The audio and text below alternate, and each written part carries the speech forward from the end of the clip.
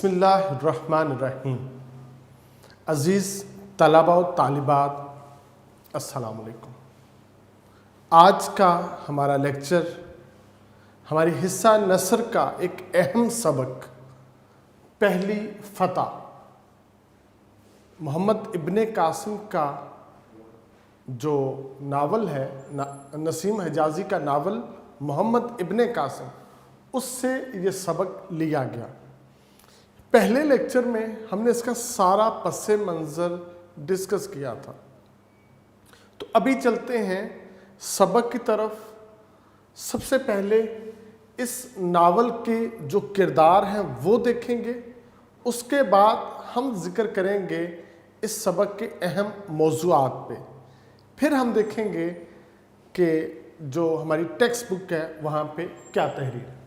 تو عزیز طلباء، ناول کے یہ جو کردار ہیں، سب سے پہلے آپ ان کو ایک نظر دیکھ لیں تاکہ ناول شروع کرنے سے پہلے ہمارے پاس یہ چیزیں ہوں گی تو ہمارے لیے آسانی ہوگی۔ ایک کردار ہے محمد ابن قاسم کا، ایک ہے ناہید کا، ایک کردار ہے زبیدہ کا، ایک کردار ہے حجاج بن یوسف کا، بیٹا ایک کردار ہے محمد بن ہارون کا، اور ایک کردار ہے عبید اللہ کا۔ ایسے ہی ایک کردار ہے بھیم سنگھ کا، اور ایک کردار ہے راجہ دہر کا، اور آخری کردار ہے زبیر کا۔ یہ کچھ کردار ہیں جو اس ناول میں ہیں۔ اب بیٹا ہم چلتے ہیں اس سبق کے اہم نکات کی طرف۔ سب سے پہلے آئے گی مسلم فوج کی روانگی، محمد ابن قاسم کا جو لشکر ہے اس کی روانگی۔ دوسرا اس کا اہم پوائنٹ ہے مالی مدد کا جذبہ۔ یہ سارا کچھ جو اسلحہ تھا، جو گھوڑے تھے، جو لشکر کی تیاری میں جتنے معاملات پیش آئے، ان کو کیسے پورا کیا گیا تھا۔ وفد کا قتل، جو سفیر پر مشتمل ایک وفد بھیجا گیا تھا، اس کا قتل۔ فوج کی تعداد، محمد ابن قاسم کی فوج کی تعداد کتنی ہے، بھیم سنگھ کی فوج کی تعداد کتنی ہے۔ گوریلا حکمت عملی، بھیم سنگھ نے گوریلا حکمت عملی کے اوپر جنگ شروع کی تھی۔ پھر حملوں میں جو شدت آ گئی تھی، وہ محمد ابن قاسم نے جو جنگی مجلس شورا بلائی، اس کے بعد محمد ابن قاسم کی حکمت عملی جو اس جنگ کے بارے میں ترتیب دی گئی وہ کیا تھی، جس کی وجہ سے محمد ابن قاسم فاتح سندھ ہیں، فاتح جو ہے نا وہ بر اعظم ایشیا ہے۔ اس کے بعد سالار کا مشورہ، جتنے سالار تھے انہوں نے محمد ابن قاسم کو کیا مشورہ دیا۔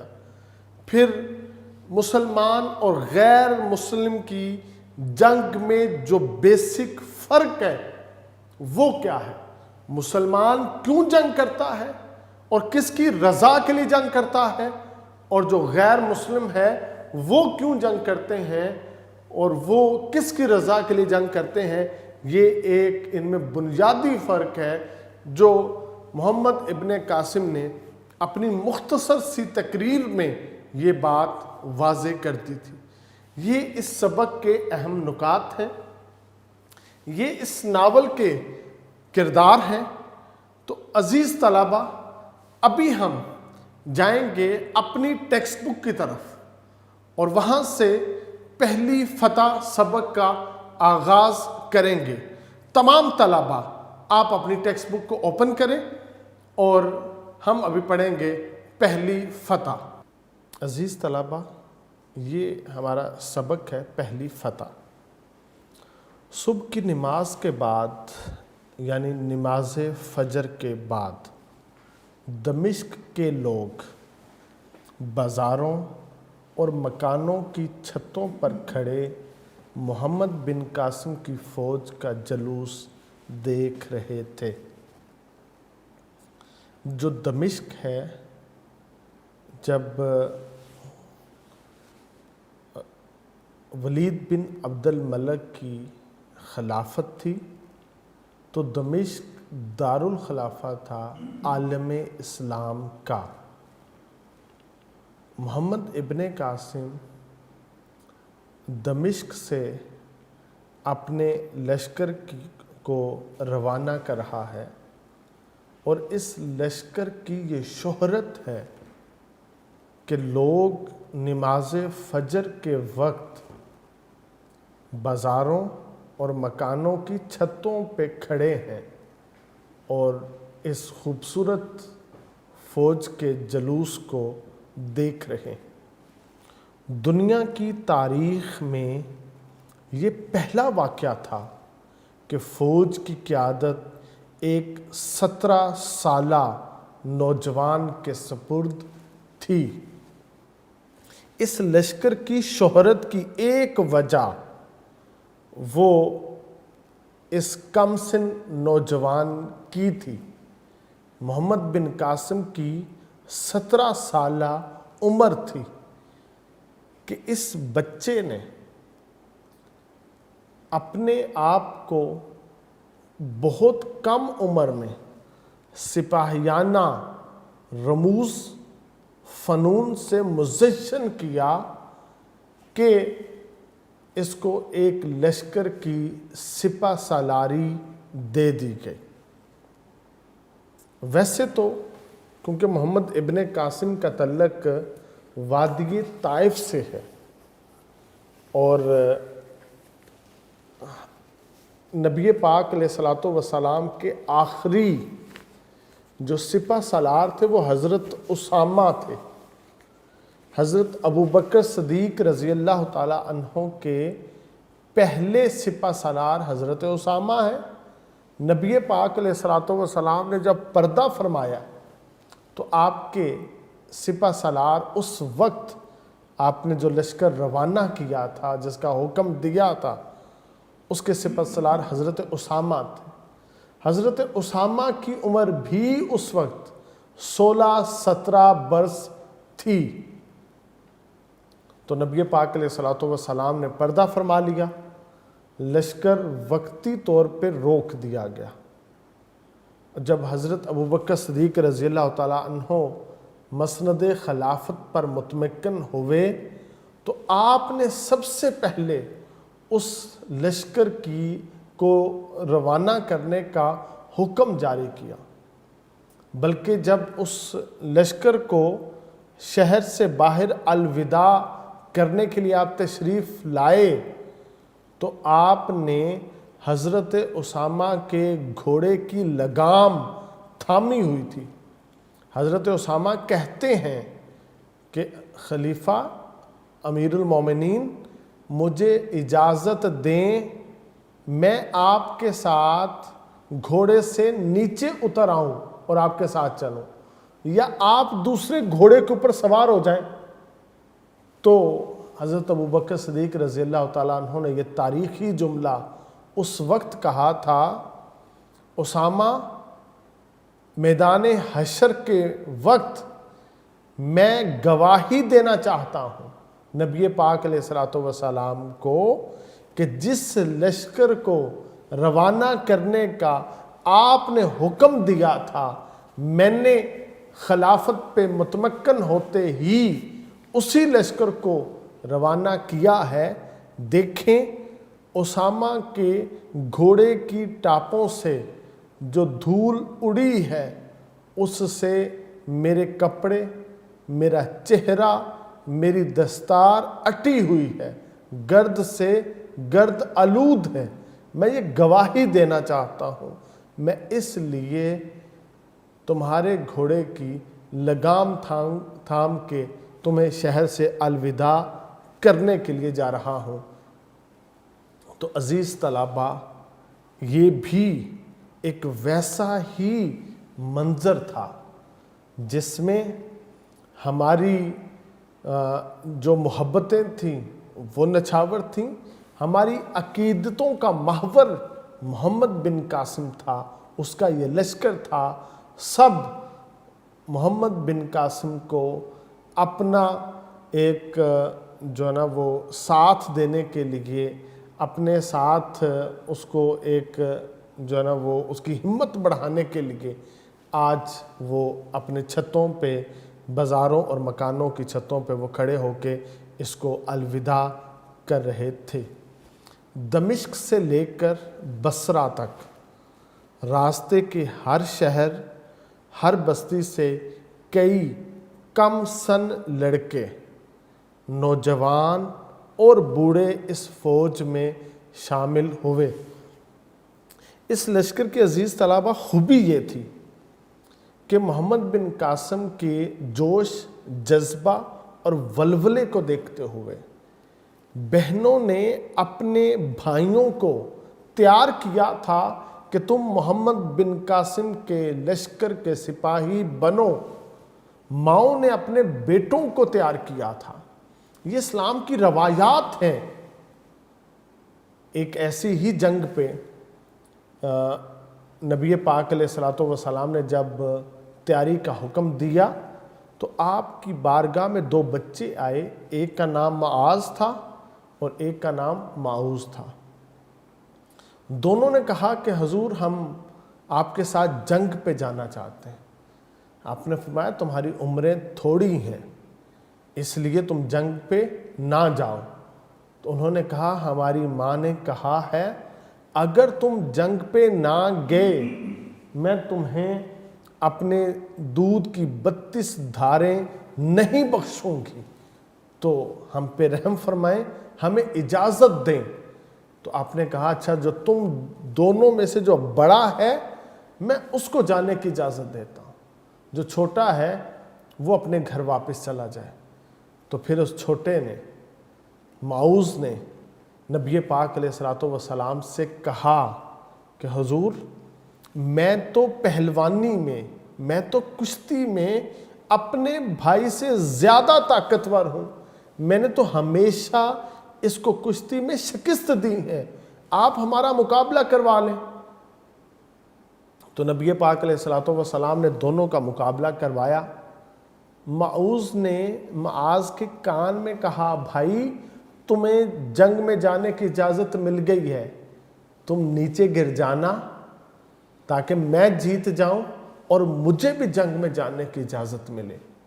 تو عزیز طلبہ پھر ایسے ہی ہوا، معاذ گر گیا، معوذ اس کے سینے کے اوپر چڑھ گیا اور جیت کا جشن منایا۔ نبی پاک علیہ الصلوۃ والسلام نے جب جہاد میں جانے کا ان کا یہ شوق دیکھا تو ان دونوں بھائیوں کو اجازت دے دی تھی۔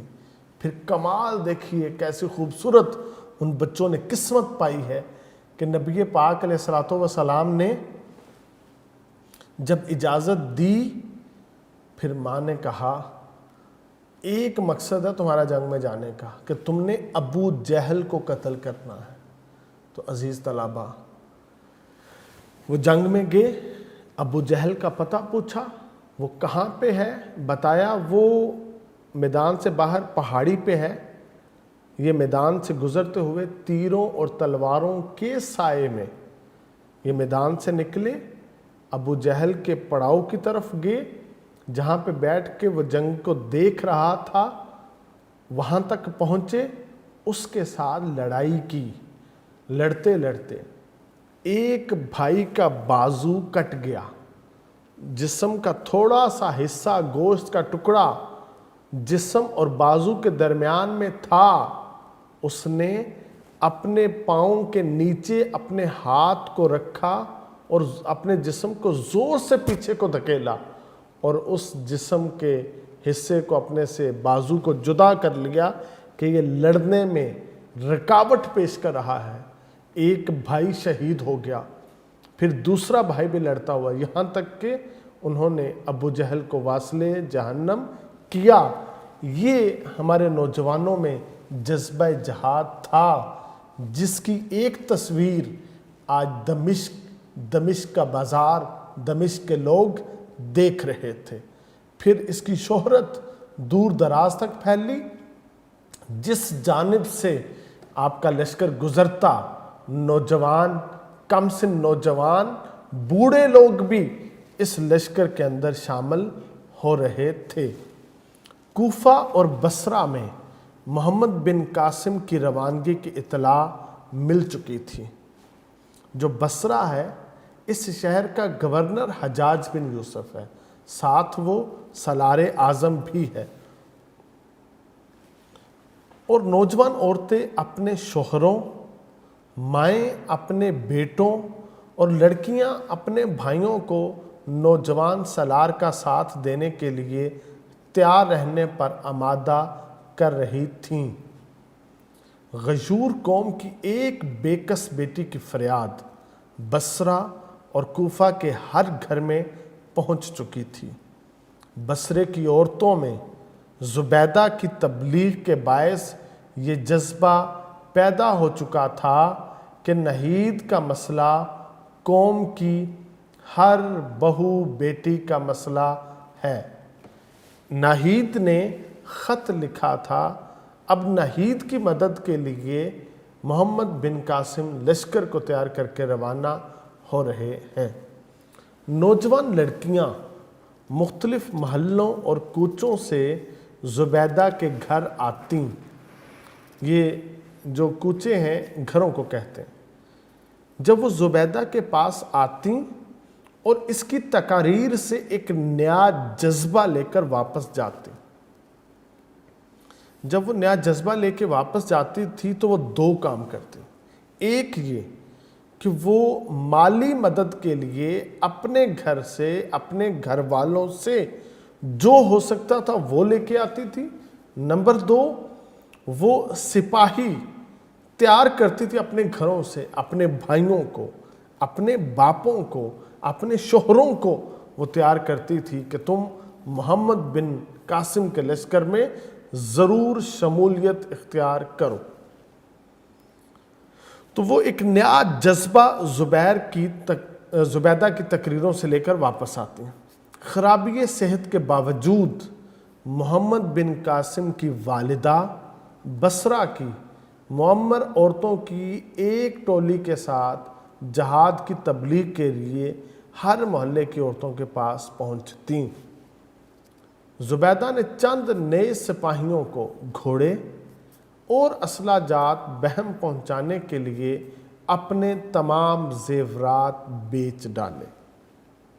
سب سے پہلے زبیدہ نے اپنے زیور بیچے، پھر کیا ہوا، بصرہ کے تمام امیر غریب گھرانوں کی لڑکیوں نے اس کی تقلید کی، زبیدہ کی تقلید کی، اور مجاہدین کی اعانت کے لیے، مدد کے لیے بصرہ کے بیت المال کو چند دنوں میں سونے اور چاندی سے بھر دیا۔ یہ ایک فلاحی جذبہ ہے جو اللہ پاک نے مسلمانوں کو عطا کیا ہے۔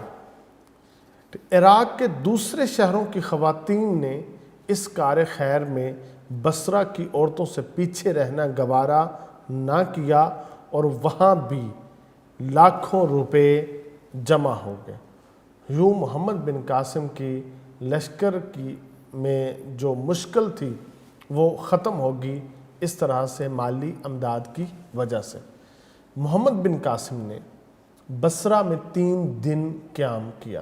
آپ دمشق سے چلے تھے اور بصرہ پہنچے تھے۔ بصرہ میں آپ نے 3 دن قیام کیا تھا۔ اس کی آمد سے پہلے بصرہ میں حجاج بن یوسف کے پاس مکران کے گورنر محمد بن ہارون کا یہ پیغام پہنچ چکا تھا کہ عبید اللہ کی قیادت میں 20 آدمیوں کا جو وفد دیبل بھیجا گیا تھا اس میں سے صرف 2 نوجوان جان بچا کر مکران پہنچنے میں کامیاب ہوئے ہیں، باقی تمام دیبل کے گورنر نے قتل کر دیے۔ اب کیا تھا، ایک جانب محمد بن قاسم دمشق میں لشکر تیار کر رہا تھا، دوسری جانب حجاج بن یوسف نے کچھ سفیر بھیجے تاکہ ہم کیا کریں، ان کے ساتھ گفتگو کے ساتھ اس مسئلے کو حل کر لیں۔ جو انہوں نے اس قافلے کو لوٹا ہے، خواتین اور بچوں کو جو قید کیا ہے، ناہید کے خط کی روشنی میں ہم ان کے ساتھ گفتگو کے ساتھ اس معاملے کو حل کر لیں۔ اس مقصد کے لیے حجاج بن یوسف نے، جو مکران کا گورنر تھا، مسلمان گورنر محمد بن ہارون، اس کو کہا تھا کہ تم 20 ایلچی بھیجو، تم سفیر بھیجو، ان کے ساتھ ہم سفارتی تعلقات کرتے ہیں، ہم گفت و شنید کرتے ہیں۔ تو جو اس کا سفیر اعلیٰ تھا وہ عبید اللہ تھا، اس کے ساتھ باقی 19 لوگ تھے۔ راجہ دہر نے کیا کیا تھا، ان سفیروں پہ، حالانکہ لوگ سفیر پہ ہاتھ نہیں اٹھاتے، اس نے سفیروں پہ حملہ کروایا، اور جس کے نتیجے میں 18 سفیر شہید ہو گئے۔ 2 سفیر کسی طرح وہاں سے اپنی جان بچا کر بھاگنے میں کامیاب ہو گئے تھے۔ اب جب محمد ابن قاسم دمشق سے اپنا لشکر لے کر بصرہ پہنچا تھا تو وہاں پہ یہ خبر پہنچ چکی تھی کہ انہوں نے ہمارے سفیر جو ہیں ان کو شہید کر دیا ہے۔ اس خبر نے بصرہ کی عوام میں انتقام کی سلگتی ہوئی آگ پر تیل کا کام دیا۔ اب بصرہ کے اندر عوام میں جو جوش جذبہ تھا وہ زیادہ بڑھ چکا تھا۔ اب یہ انتقام لینا چاہتے تھے، یہ کہتے تھے کہ انہوں نے 3 گناہ کیے ہیں، انہوں نے 3 گناہ کیے ہیں۔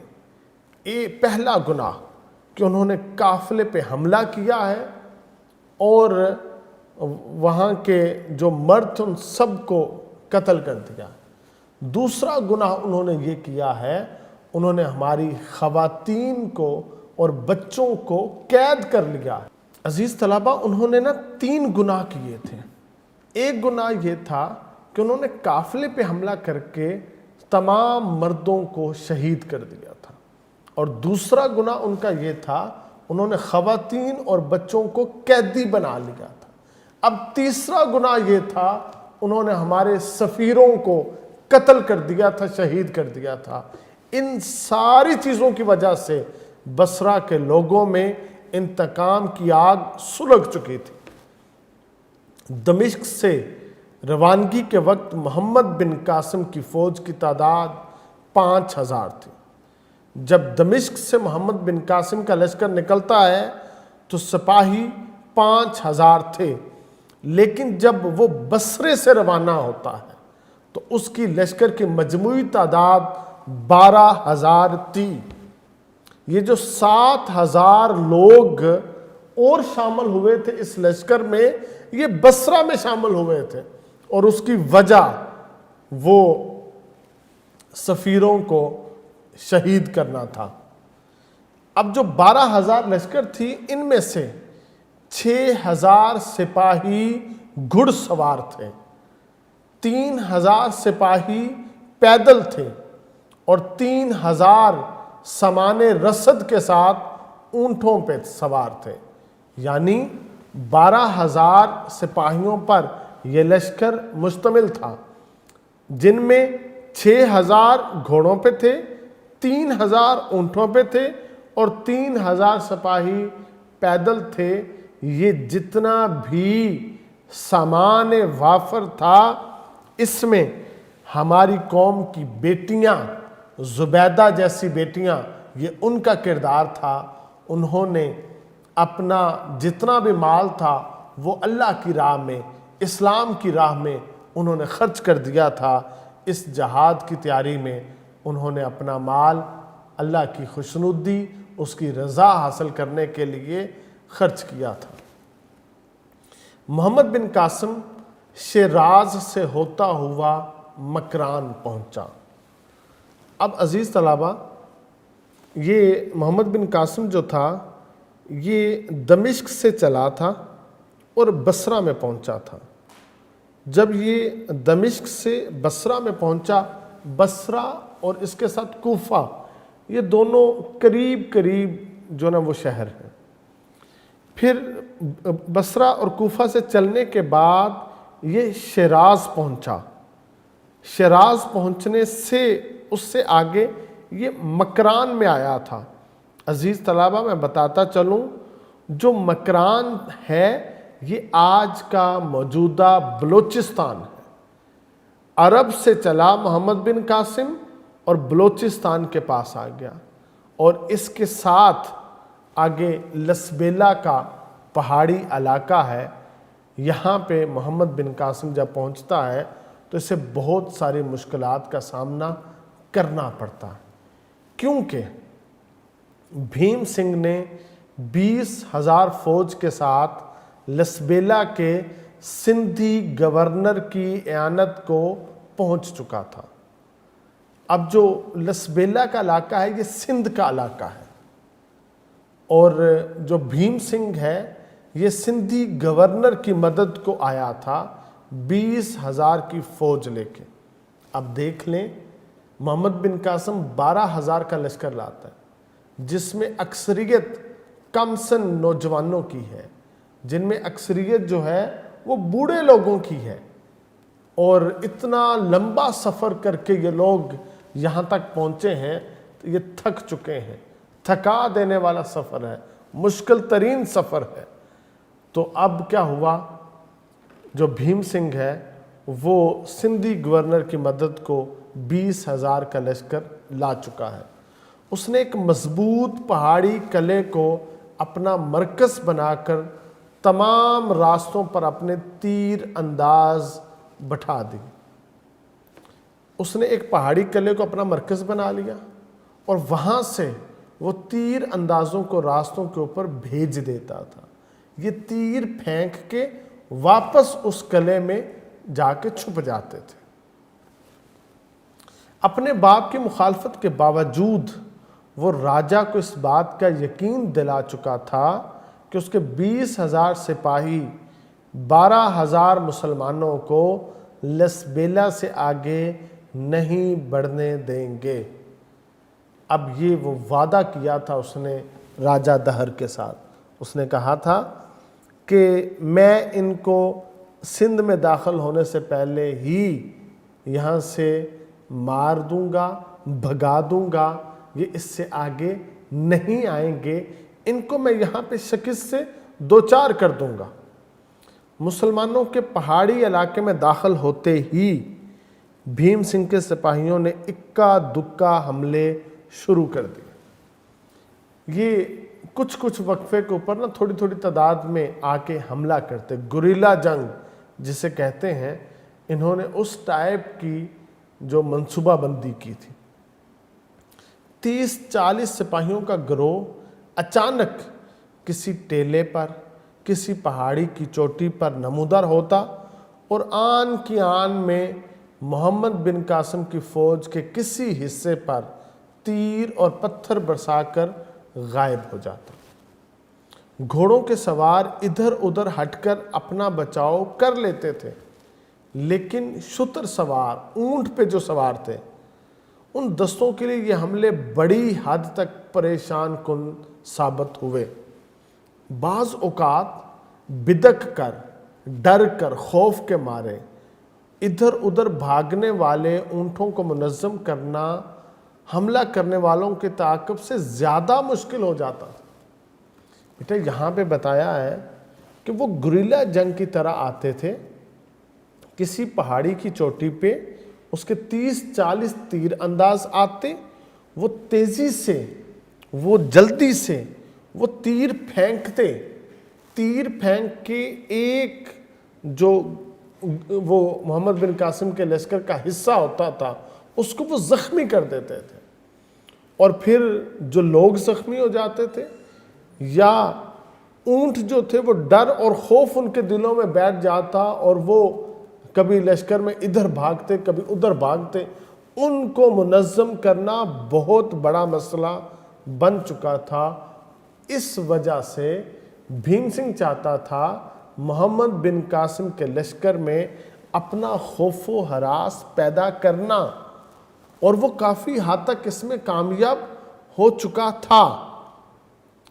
محمد بن قاسم نے یہ دیکھ کر ہر اول کے پیادہ دستوں کی تعداد میں اضافہ کر دیا۔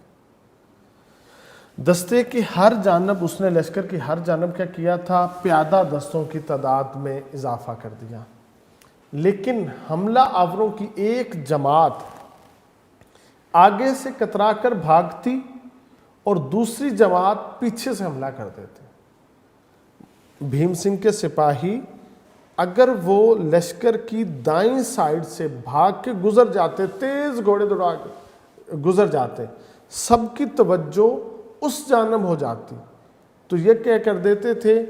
بائیں سائیڈ پہ حملہ کر دیتے تھے، وہاں پہ تیر برسا دیتے تھے اور مسلمانوں کو بہت زیادہ نقصان پہنچاتے تھے۔ جوں محمد بن قاسم کی فوج آگے بڑھتی گئی، ان حملوں کی شدت میں اضافہ ہوتا گیا۔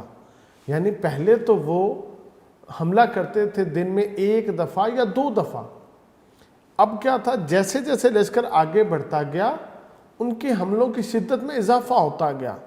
وہ دن میں 4 5 6 دفعہ ایسے حملے کر دیتے، رات کے وقت بھی وہ ایسے حملے کر دیتے، جس کی وجہ سے کیا تھا کہ جو اس لشکر کو وہ جو ہے نا اس کا ڈسپلن، نظم و ضبط خراب کرنا چاہتے تھے، وہ اس میں کافی حد تک کامیاب ہوئے بھی تھے۔ رات کے وقت پڑاؤ ڈالنے کے بعد شب خون کے ڈر سے کم از کم 1/4 فوج کو آس پاس کے ٹیلوں پر قابض ہو کر پہرا دینا پڑتا۔ اب کیا ہے، سارا دن وہ لشکر کو منظم کرتے، وہ زخمی ہوتے، وہ جو ہے نا ڈر اور خوف ان کے دلوں میں بیٹھ گیا تھا۔ اب سارے دن کی مشقت کے بعد آج 1/4 فوج کو جو پہرا دینا پڑتا تھا، وہ ساری رات جاگنا پڑتا تھا، یہ ان کے لیے اور زیادہ تھکا دینے والا کام تھا۔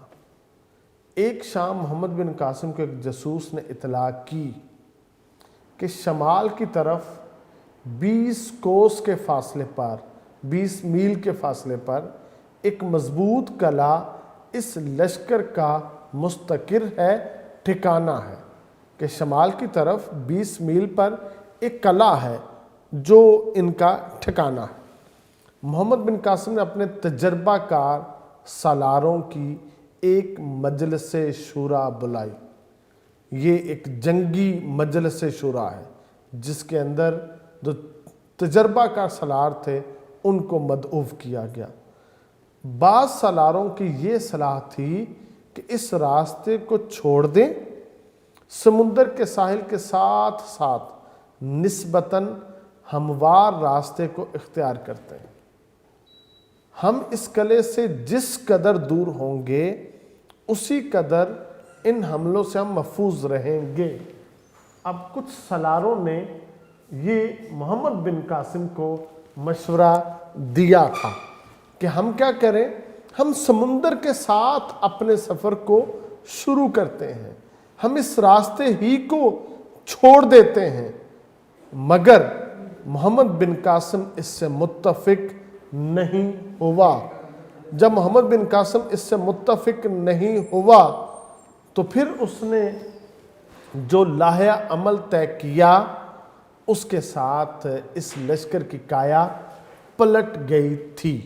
عزیز طلبہ، یہ ہماری پہلی فتح کا سبق ہے جس کو ہم نے آج اتنا پڑھا ہے۔ اس سے آگے کا جو سبق ہے وہ ہم لیکچر نمبر 3 میں دیکھیں گے۔ آپ اس وقت تک عزیز طلبہ اس سبق کے MCQs دیکھیں، اس کی جو خلاصہ اتنا بنتا ہے اس کو یاد کریں۔